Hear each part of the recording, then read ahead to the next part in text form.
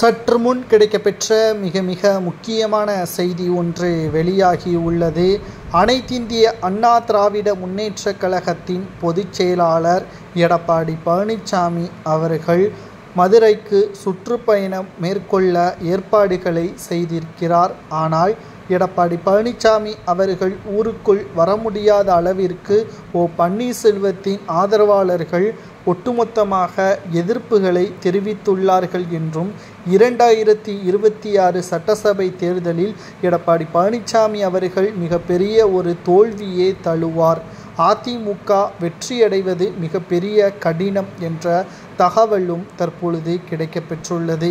2021 சட்டசபை தேர்தலில் இருந்து தற்பொழுது வரை அதிமுக மிகப்பெரிய தோல்வியை மட்டும்தான் தழுவியுள்ளது.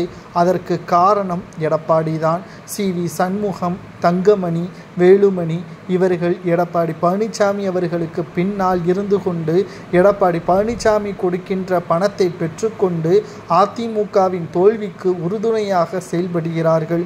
இது எப்பொழுதுமே அதிமுகவின் வெற்றிக்கு வழிவகுக்காது.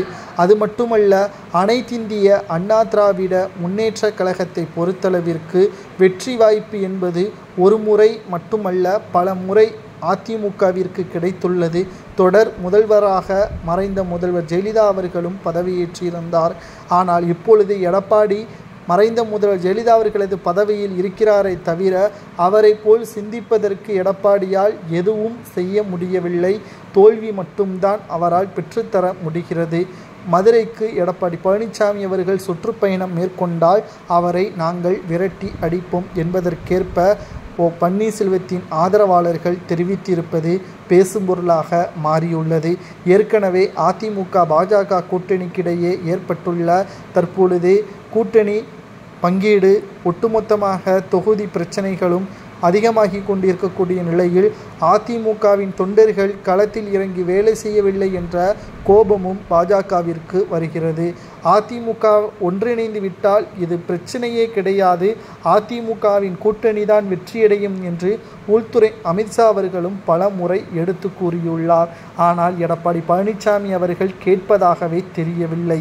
அனைத்திந்திய அண்ணா திராவிட முன்னேற்ற கழகத்தை பொறுத்தளவிற்கு எடப்பாடி பழனிசாமி அவர்களது செயல்பாடுகள் மிக மோசமாகவும் பாதிப்பை ஏற்படுத்தும் விதமாகவும் அமைந்திருப்பதால் நிச்சயம் அனைத்திந்திய அண்ணா திராவிட முன்னேற்ற கழகம் மதுரை தொகுதிகளில் வெற்றியடைவது கடினம். எடப்பாடி பழனிசாமி வந்தால் விரட்டியடிப்போம் என்று கூறுவது சரியா தவறா என்பதை கமெண்ட் வாயிலாக கூறுங்கள்.